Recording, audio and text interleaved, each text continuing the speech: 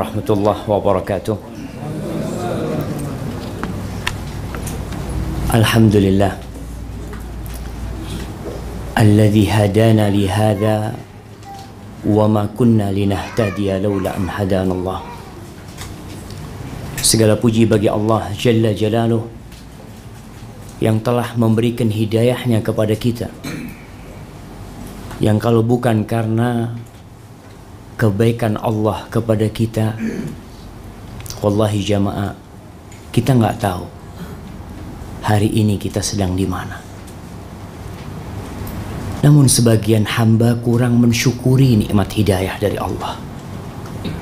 Bahkan ada yang merasa telah berbuat baik kepada Allah, padahal sejatinya Allah tuh tidak perlu dengan kebaikan kita, tapi kita yang perlu dengan kebaikan Allah Jalla Jalaluh. Setiap hari kita tak pernah berhenti mengatakan ihdinas siratal mustaqim, karena memang tidak ada jaminan bahwa kita akan mati di atas hidayah ini. Ada yang hafal Al-Quran kemudian mati murtad. Ada yang tiap hari mengumandangkan azan, menyeru mengatakan hayya 'alas salah, hayya 'alal falah, kemudian dia mati murtad meninggalkan agama Allah. Dan yang menjadi tolak ukur seorang hamba itu baik atau tidak adalah ketika ajal menjemput dia. Maka ingat, jagalah hidayah yang Allah berikan dan syukuri, dan semoga Allah memberikan husnul khatimah kepada kita. Allahumma salli wa sallim wa zid wa barik wa an'im ala sayyidina wa maulana wa syafi'ina Muhammad wa ala alihi wa ashabihi ajma'in. Ya Allah, semoga salawatmu, salam, berkah dan nikmatmu senantiasa engkau curahkan untuk hamba kekasihmu, untuk baginda Nabi kita Muhammad sallallahu alaihi wasallam, untuk manusia terindah yang pernah menginjakkan kakinya di muka bumi ini, untuk manusia yang Allah jadikan panutan, suri tauladan bagi orang-orang yang beriman. Di saat kita melihat di masa kini banyak orang-orang yang tidak punya tauladan. Banyak di antara mereka yang menjadi follower artis, follower bintang film, follower pemain bola, follower. Bukankah kita umat Muhammad sallallahu alaihi wasallam yang seharusnya kita mengikuti Nabi kita alaihi salatu wassalam? Semoga salawat itu bersambung untuk keluarga beliau, untuk istri-istri beliau, untuk putra-putri beliau, dan untuk seluruh sahabat Nabi. Semoga Allah meridhai kita bersama mereka. Amma ba'd, ahibati fillah, yang pertama, ana berbahagia sekali bisa berjumpa dengan saudara-saudara seiman yang kita tidak dilahirkan dari satu rahim, tapi Allah menjadikan kita bersaudara. Allah mengatakan innamal mu'minuna ikhwah. Sesungguhnya orang-orang yang beriman itu bersaudara. Kita jaga persaudaraan ini, persaudaraan yang tidak akan terpisahkan walaupun mati atau ajal menjemput kita. Allah mengatakan al-akhilla yauma idzin ba'duhum li ba'din adu illa al-muttaqin. Mereka yang saling mencintai, mereka yang saling mengasihi, kelak akan saling bermusuhan kecuali orang-orang yang bertakwa. Ketika persaudaraan dibangun karena ketakwaan, bukan karena kepentingan. Ketika persahabatan didirikan dikarenakan iman, bukan karena keperluan, maka di sini Allah akan menjaga persaudaraan itu. Sehingga tatkala sebagian masuk surga, mereka ada yang bertanya, ya Allah, mana fulan ya Allah, yang dulu hadir bersamaku di kajian, dulu hadir satu kuliah sama aku, sholat bersama aku. Dikatakan fulan, amalannya tidak cukup untuk memasukkan dia ke surga. Maka di situ ada syafaat yang diberikan oleh orang-orang yang saling mencintai karena Allah Jalla Jalaluh. Ahibati fillah, kita akan membahas tentang masalah rizki. Karena yang kita lihat, kesibukan yang terjadi, yang membuat jalanan jadi jam, jadi macet, jadi padat, itu mereka cari rezeki. Yang membuat mereka bangun di pagi hari, mandi, meninggalkan keluarganya, berpenat-penat, pulang petang. Sebagian ada yang berhari-hari tak kunjung pulang ke rumahnya. Kenapa?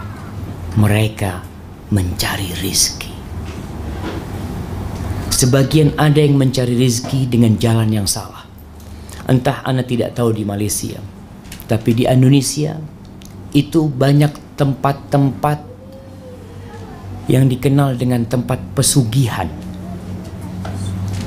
Apa bahasa Malaysia? Pesugihan. Mereka cari kekayaan di gunung, mereka berangkat ke pantai, mereka berhari-hari meninggalkan keluarga, bersemedi, bertapa. Ada di sini? Mungkin ada. Banyak di Jawa itu. Kalau di Bandung ada gunung, namanya Gunung Putri. Kemudian kalau di Jawa Timur itu ada Gunung Kawi. Di situ penuh, ramai Muslim. Berhari-hari ke sana mencari kekayaan, mencari rezeki. Kemana Allah Jalla Jalaluhu? Bukankah Allah yang mengatakan innallaha huwar razzaq dzul quwwatil matin? Sesungguhnya Allah lah yang memberikan rezeki. Dialah yang maha kuat. Tapi kenapa engkau mencari rezeki tidak kepada Allah? Bukan datang ke rumah Allah, tapi datang ke gunung. Padahal gunung itu Allah yang menciptakan. Apa sih yang menyebabkan orang terlalu bingung memikirkan rezeki? Sebagian ada yang takut punya anak banyak, karena dia berpikir susah cari rezeki,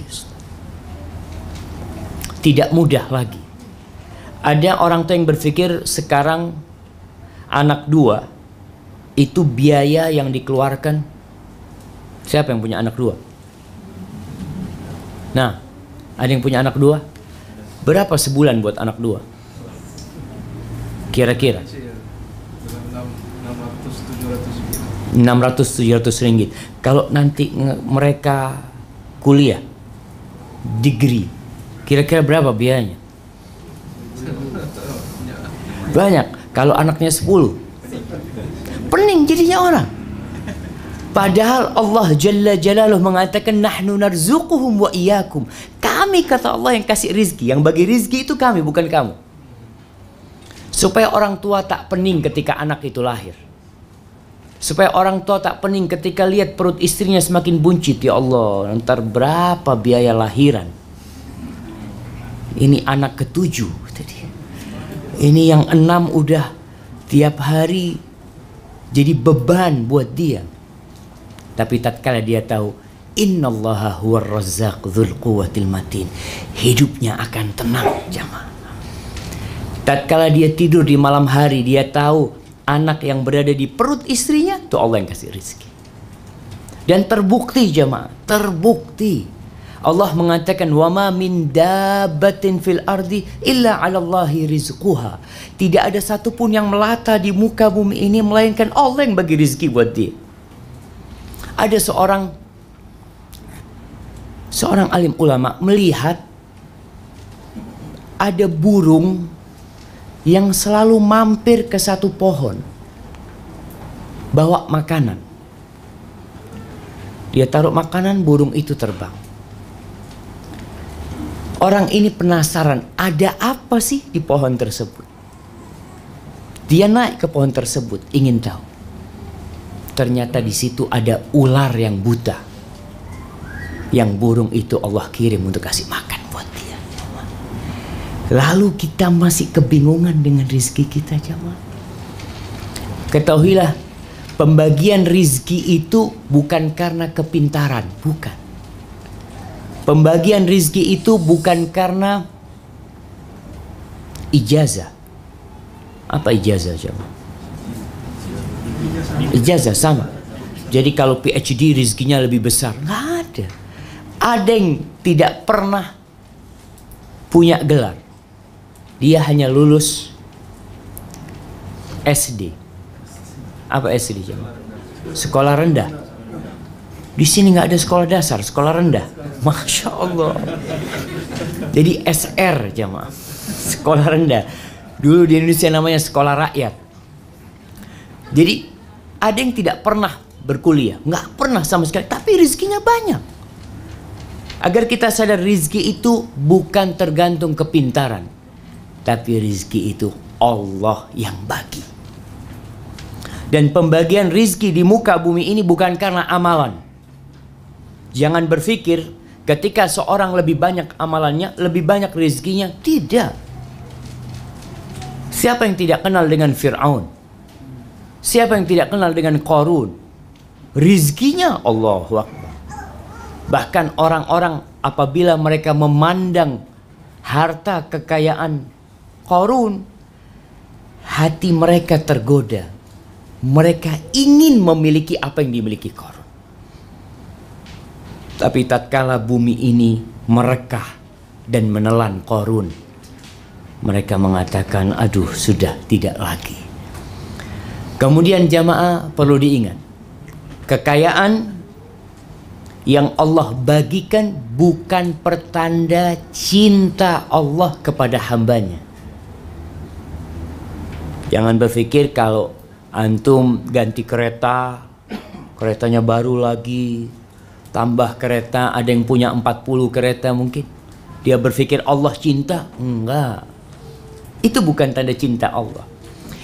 Orang-orang musyrikin dahulu berpikir ketika rizkinya diluaskan, ketika rumahnya diperbesar, ketika hidupnya nyaman, mereka berpikir Allah memuliakan dia.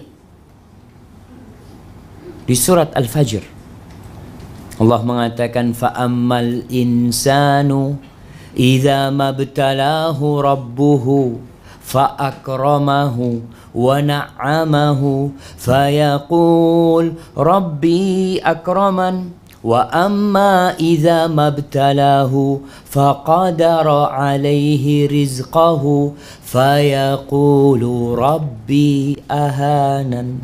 Adapun manusia, kalau dia diluaskan rizkinya, diberi jabatan, dihormatin oleh manusia, dia berpikir Allah, Rabbku memuliakan aku. Adapun ketika dia tidak punya jabatan, ketika rizkinya disempitkan, tatkala dia hidup penuh dengan berhajat, dengan keperluan yang tidak terpenuhi, dia berpikir Rabbi ahanan, Allah menghinakan aku. Kalla, kata Allah, gak seperti itu. Coba kita bisa melihat, kalau Allah mau menghancurkan, Allah tuh gak perlu sama kita. Apa yang terjadi di Lombok sekarang? Allah gerakkan bumi ini, ribuan, puluhan ribu rumah hancur, dan Allah gak peduli jamaah. Karena Allah menciptakan dunia ini memang untuk menguji kita. Sehingga pembagian rizki bukan karena amalan, tapi pembagian rizki itu dikarenakan cobaan yang Allah berikan. Sebagian orang berpikir kalau dia sedang sulit, dia terkena musibah, keretanya tertabrak, anaknya sakit, dia mengatakan Allah beri aku cobaan. Ketika rizkinya luas, duitnya banyak, dia tidak pernah mengatakan Allah beri aku cobaan. Padahal itu sama-sama cobaan dari Allah Jalla Jalaluhu. Dan sebagian manusia sukses ketika dikasih cobaan, kesulitan rizki.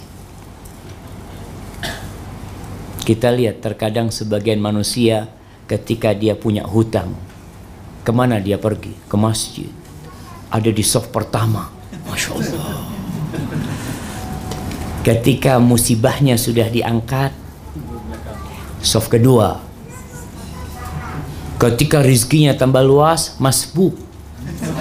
Dia di belakang. Berarti dia tidak lulus ketika dicoba dengan kenikmatan. Dan dia sukses ketika dicoba dengan musibah. Maka ingat, kita akan berbicara tentang bagaimana mencari rizki. Apa sih rizki, jemaah? Siapa yang mau jawab? Ini tidak ada hadiah Abu Talha buat yang bisa jawab. Nah, rizki itu apa sih? Ana izin minum juga.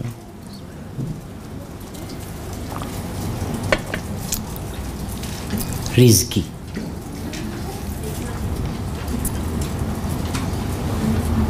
Jemaah, kita sering berbicara rizki. Tapi apa sih rizki itu? Rizki itu sesuatu yang bermanfaat. Itu rizki. Yang kita bisa ambil faedahnya, itu rizki kita. Yang tersisa, baki itu belum tentu rizki kita. Orang punya duit 1 juta ringgit. Apakah itu rizki dia? Belum tentu. Bisa jadi rizki dia hanya 10.000 ringgit. Bakinya rizki anak-anaknya. Karena dia bakal mati.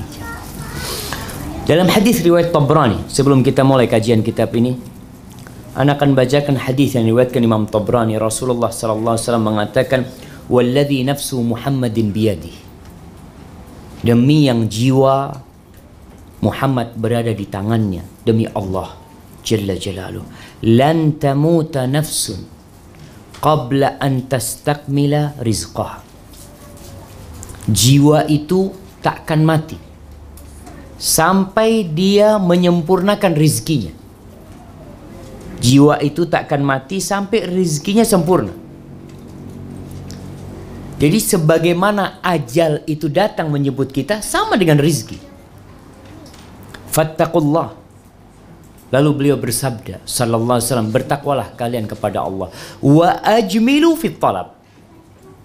Dan berbuat baiklah dalam mencari rizki. Wala yahmilannakum istibta'ur rizq ala an tatlubuhu fi ghairi ta'atillah. Jangan sampai kalian merasa rizkinya itu lambat. Masya Allah. Motivasi, Ustaz, motivasi. Kenapa tidak dari tadi? Tunggu Ustadz yang minta. Barakallahu fiik. Jiwa itu tak akan mati sampai sempurna rizkinya. Maka kalian ketika mencari rizki, carilah dengan cara yang baik. Bertakwa sama Allah. Yang di sisi Allah tidak akan didapat kecuali dengan ketaatan kepada Allah. Jadi ketika ada orang mati, dia punya harta 1 juta real, mati, berarti rizki dia sudah selesai, udah habis. Rumahnya bagaimana? Keretanya bagaimana? Bukan rizki dia. Kalau rizki dia nggak bakalan mati dia. Dia akan hidup sampai menghabiskan rizkinya. Maka adalah kita bertakwa kepada Allah, jalani hidup ini, laksanakan perintah Allah. Syekh Fadl Ilahi Zahir, beliau membahas tentang ada 10 cara, 10 sebab mencari rezeki selain sebab duniawi. Yang jelas sebab duniawi ya kita bekerja, kita buka usaha, kita mendaftarkan diri untuk jadi pegawai. Itu cari rezeki. Allah perintahkan kita untuk berjalan di muka bumi ini. Allazi ja'ala lakumul arda dhalulan famshu fi manakibiha wa kulu min rizqi. Kalian jalanlah kemana-mana, cari rizki, makan dari rizki yang Allah berikan. Selesai salat Jumat, apa kata Allah? Fa idza qudiyatis shalah fantashiru fil ard wabtaghu min fadlillah wadhkurullaha katsiran la'allakum tuflihun. Jadi kalau kalian selesai salat Jumat, jangan hanya duduk di masjid. Jangan berzikir terus, rezeki akan datang bertebaran di muka bumi. Cari karunia Allah Jalla Jalaluh dan ingat selalu sama Allah. Di muqaddimah kitab ini Syekh menyebutkan adanya sebagian umat Islam yang berfikiran kalau dia melaksanakan ajaran Islam yang benar, rizkinya akan sempit, akan susah hidup, sehingga mereka berpikir untuk bermudah-mudahan dalam melaksanakan perintah Allah.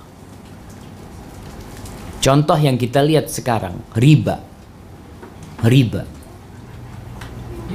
Sebagian orang berpikir kalau antum tidak pinjam uang riba bank, antum tidak akan sukses.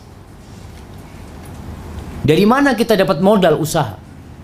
Mau tidak mau harus lewat bank.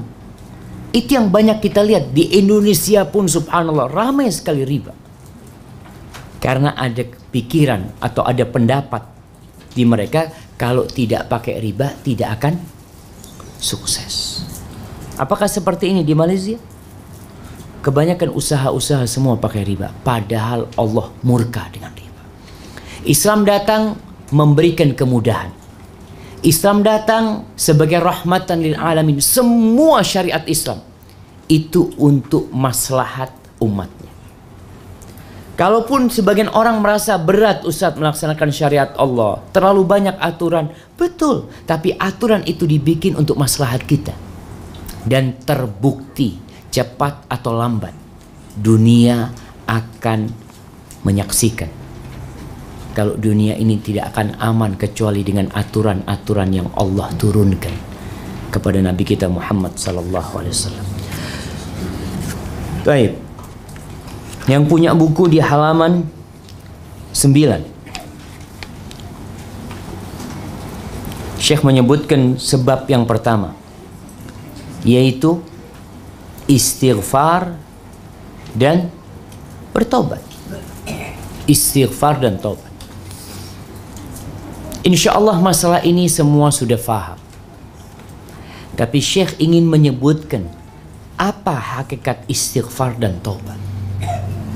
Karena sebagian orang terus mengatakan astagfirullah, astagfirullah, astagfirullah, tapi dosa jalan terus dia lakukan. Ucapan astagfirullah wa atubu ilaih. Ucapan astagfirullah selesai sholat. Ucapan ghufranak selesai kita keluar dari tandas. Insya Allah semuanya terbiasa mengucapkan hal itu.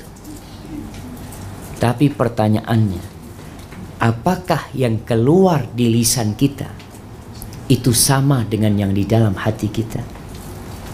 Benarkah kita memang minta ampun sama Allah Jalla Jalaluhu? Benarkah kita memang bertobat, ingin meninggalkan dosa-dosa yang kita lakukan? Atau hanya ya karena selesai sholat, selepas sholat kita mengatakan astagfirullah, kita baca itu tanpa meyakini maknanya. Di sini disebutkan tafsiran Ar-Raghib Al-Asfahani ketika dia membicarakan apa yang dimaksud dengan taubat. Beliau mengatakan di sini taubat adalah meninggalkan dosa karena keburukannya.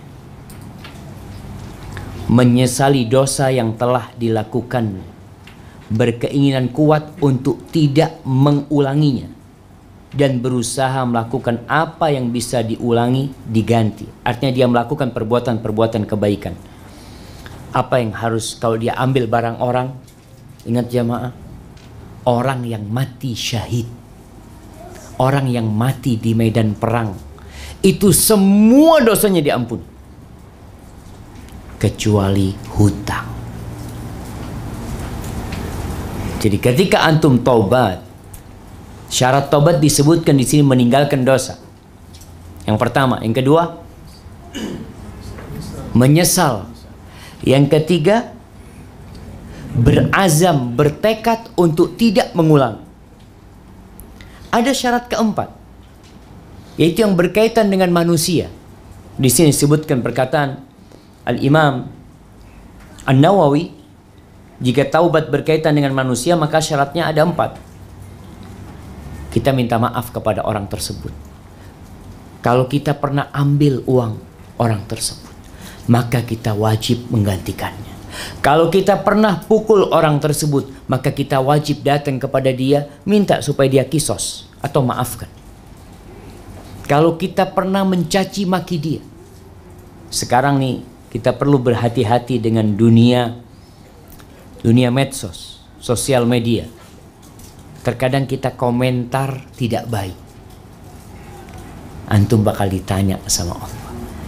Kalau berkaitan dengan mencela orang, orang itu akan datang di padang mahsyar mengatakan, fulan ya Allah, fulan mengomentari negatif, fulan yang bikin status apa, ada sekarang kan ada like and dislike. Antum bakal ditanya, kenapa antum kasih dislike di sana? Antum tinggal jawab. Ma yalfidhu min qawlin illa ladaihi raqibun atid.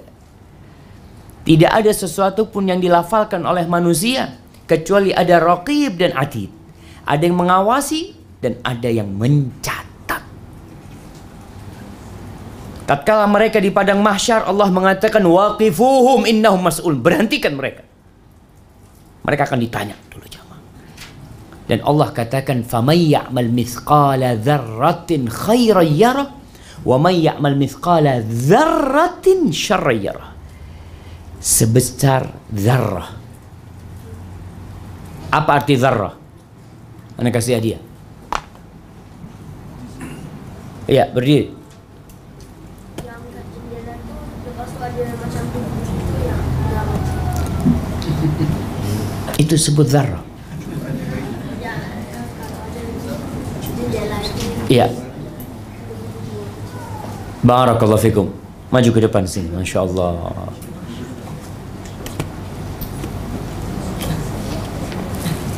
Masya Allah, Masya Allah. Terima kasih. Barakallahu fikum. Masya Allah. Ijma, banyak yang menerjemahkan dzarrah itu debu yang kecil itu. Pada ada yang menerjemahkan dengan atom. Sejatinya orang Arab nggak kenal itu. Dzarrah itu adalah semut yang kecil sekali. Terkadang ada semut yang lewat kita berasa ada yang berjalan, tapi dilihat mana yang berjalan itu. Itu yang dikenal oleh orang Arab. Artinya sesuatu yang kecil sekali antum akan dapatkan pada hari kiamat. Sehingga dosa kita sama saudara kita kadang-kala hanya pandangan mata. Orang tuh lewat, kita ada pandangan mata yang meremehkan dia, yang merendahkan dia, akan ada balasannya. Wa may ya'mal mithqala dzarratin syarran yarah. Maka berkaitan dengan tobat ini yang berhubungan dengan manusia. Dulu mungkin ketika kita sekolah, kita pernah makan di kedai, tapi tak bayar waktu itu. Antum harus bayar itu. Terus gimana Ustaz? Kalau tak tahu orangnya di mana sekarang, cari. Anak pernah jumpa di Bandung, ada seorang datang, Ustaz, anak ini dulu waktu SMA. SMA itu apa di sini? Sekolah menengah. Jadi sekolah rendah, menengah, terus university. Jadi menengah 6 tahun. Iya, 6 tahun. Dia cerita, preman. Anak dulu preman. Apa preman? Apa? Orang jahat. Orang jahat preman itu. Masya Allah. Dia ketika sekolah menengah, dia jagoan di sana. Dia suka pukul teman-temannya, suka ambil duit dari teman-temannya. Sekarang anak tobat, Ustaz. Bagaimana supaya Allah menerima tobat anak? Anak sampaikan kepada dia, antum catat semua nama teman-teman yang pernah antum sakiti. Catat namanya persatu. Sebelum nanti pada hari kiamat mereka datang. Kalau dosa kita sama Allah cukup 3 syarat tadi. Kita menyesali, kita tinggalkan, dan kita berazam untuk tidak mengulangi. Selesai. Tapi kalau kita punya hubungan sama manusia, anak ngomong, antum catat, cari tuh orang-orang. Semuanya Ustaz, semuanya. Sekarang alhamdulillah ada. Masya Allah. Belum habis ini. Oh, buat anak-anak kecil. Jazakallah khair. Sampai mana jawab? Ana minum dulu ini. Bismillah. Alhamdulillah. Antum catat, antum datang ke rumahnya. Kalau nggak bisa datang karena jauh, baik pun antum telepon dia, sampaikan ana fulan bin fulan bin fulan, ana dulu pernah nyakiti antum, ana mohon maaf. Akhirnya dia lakukan, tapi sebagian Ustaz tidak mau memaafkan. Itu hak. Kalau kita disakiti sama orang, lalu kita kan enggak, ana mau minta hak ana di hadapan Allah. Itu hak dia jemaah. Ustaz, dia nggak harus memaafkan, tidak harus dia memaafkan. Tapi lebih baik dia memaafkan. Kalau dia tidak mau memaafkan, ya hubungan antum sama Allah. Terus apa yang harus ana lakukan? Kata dia. Ya antum berusaha tetap datang 2 kali, 3 kali minta maaf. Kalau perlu, antum riswah. Bayar riswah. Sogok. Antum datang ke rumah dia. Antum bawa kereta. Antum kalau punya rizki, antum kasih kontaknya, kuncinya, sama surat-suratnya. Ini maafkan aku. Wallahi jamaah, pada hari kiamat antum bawa dunia dan isinya nggak ada artinya. Antum bawa seisi Kuala Lumpur untuk nebus dosa antum, nggak diterima. Yang ada pada waktu itu kebaikan dan keburukan, dosa dan pahala. Maka tatkala hidup di dunia, kita masih bisa bawa harta kita. Antum ambil ini, maafkan an. Kalau dia tetap tidak memaafkan, antum perbanyak amal soleh. Karena dia akan nuntut antum di hadapan Allah Jalla Jalaluhu. Jangan meremehkan dosa kepada manusia. Tadi ana sampaikan hadis Nabi SAW. Yughfaru lisyahid. Orang yang mati syahid diampuni semua dosanya kecuali hutang. Para ulama mencontohkan, menjelaskan, menguraikan bahwasanya hutang ini contoh. Artinya yang berurusan dengan manusia semuanya tidak akan diampuni. Kita pernah mukul, kita pernah mencaci, kita pernah menyakiti, itu tidak akan diampuni. Maka ingat berkaitan dengan rizki ini. Ketika ada seorang merasa rizkinya sulit, cepat-cepat istighfar. Cepat-cepat duduk, merenung. Ana punya dosa sama siapa ya Allah ya. Dia cari teman-teman. Kemudian saya menyebutkan dalil-dalil syar'i bahwa istighfar dan taubat termasuk kunci rizki. Karena di dalam agama kita tuh tidak boleh menetapkan sesuatu kecuali dengan dalil. Tidak pakai perasaan. Menurut aku, sepertinya istighfar ini bisa meluaskan pintu rizki. Dalilnya apa? Aku bermimpi tadi malam. Oh. Tidak bisa mimpi dijadikan dalil. Maka disebutkan di sini firman Allah tentang Nabi Nuh alaihissalam, yang Nabi Nuh mengatakan kepada kaumnya, "Faqultu astaghfiru rabbakum innahu kana ghaffara yursilis samaa'a 'alaikum midrara wa yumdidkum bi amwalin wa banin wa yaj'al lakum